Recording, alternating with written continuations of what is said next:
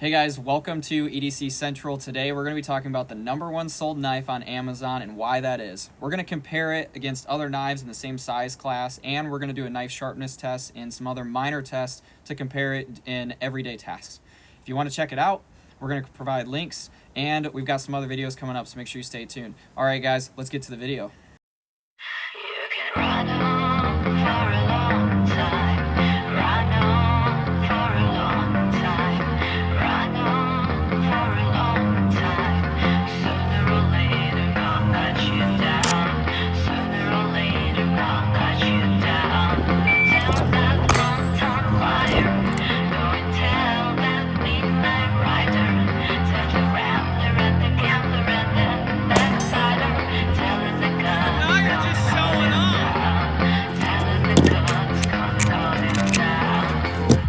I gotta grab a single-handed.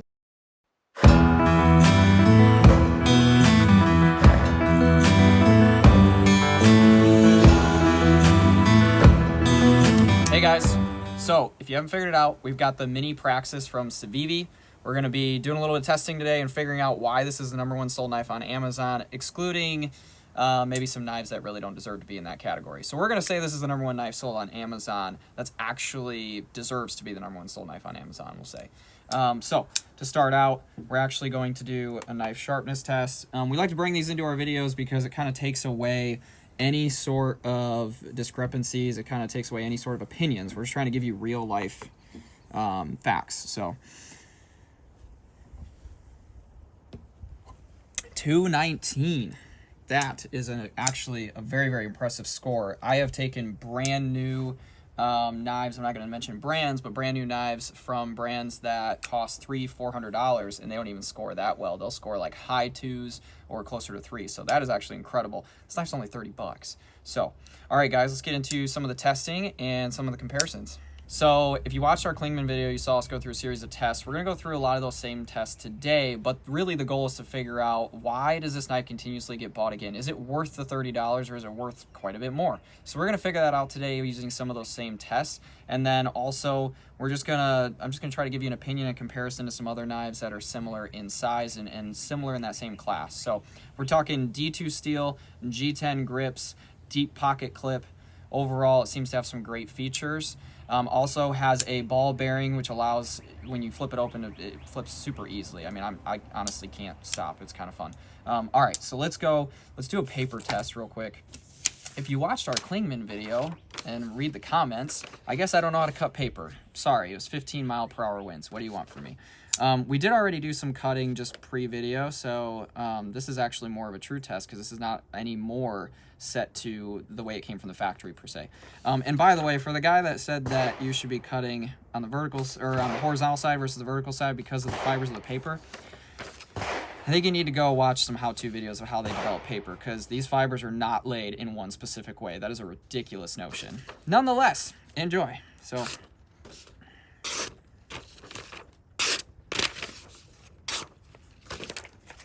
as you can see, I do know how to cut paper when there's not 15-mile-per-hour winds blowing on it. All right, hope you all enjoyed that. So coming over to the rope here, I like to start down at the bottom of the edge so that we get the full scope of the edge. I don't want to cut any knife short when we're doing these tests by starting in the middle and then it not getting all the way through. That's not really a fair comparison. I noticed it get through right about here if we were to slow that down, so I think that is great.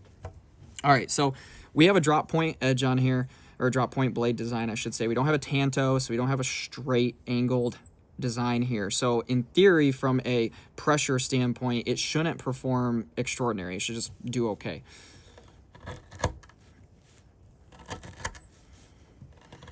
I'm not even having to rock it. I'm literally just pushing. You know, I'm not even having to do this, right? And when I just did, it became a lot easier. This trowel makes it super easy to get down on the knife. I'm more putting my finger like this instead of here because it is thinner. It's got quite a thin edge geometry, makes it great for slicing. That's just going to make it hard if you put it inside one of the grooves of your finger. It's going to feel like it digs, so I'm actually putting the pad of my pointer there. That may be comfortable for you. It may not be comfortable for you. So far, this is performing better than, I'll say, recent knives that we've tested that cost quite a bit more money. So that is good to see. And then when we're done with all these tests today, we're going to go back to the knife sharpness tester, and we're going to see how well it held up to this testing. I mean, it's tearing apart the table, even. All right, overall great. Just want to see if it still cuts paper.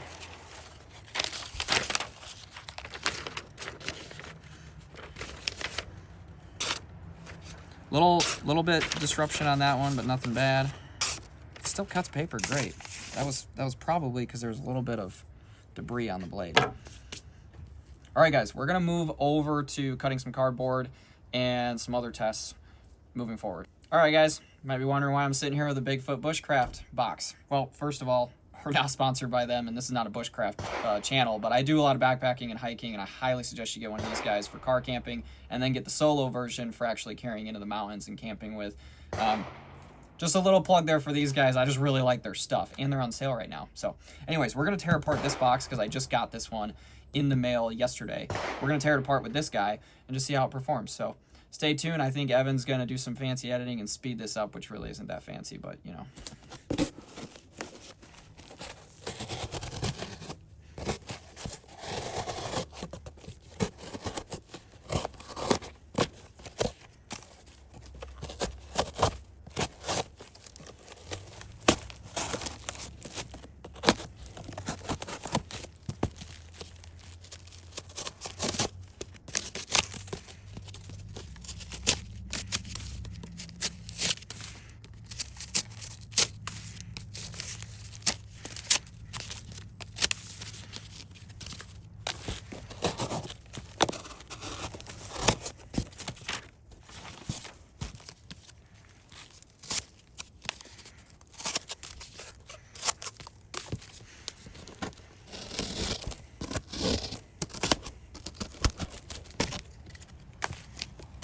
All right, guys, so as you saw, we just kind of tore apart that box, just did some cutting with it. You can already see the stone wash is starting to get some nice wear on it, which I think just adds character. It's kind of cool. Now what we're going to do is cut another section of rope. We're going to put some zip ties on it and simulate cutting open those zip ties, such as this was on, like, you know, if you're a mechanic and you're cutting zip ties off of a tubing or some sort of hoses, those kinds of things. We're going to try to simulate some of that so you can get an idea of how it functions and how it overall performs in those scenarios. It's not that fancy of a test, pretty simple, but we're just going to check it out. So, say I got a hose with a zip tie. I need to cut it off without cutting the hose because that hose is important. So we're going to only use the tip at that point because you can't get the blade in there. So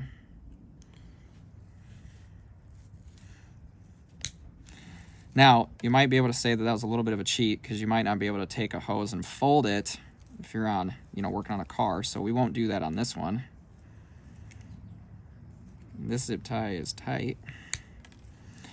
All right, performed super well. It's nice and sharp. It's doing a great job. I think that thin edge geometry does a great job. That flat grind does a great job of getting this tip and this blade into places that might otherwise be a little more difficult.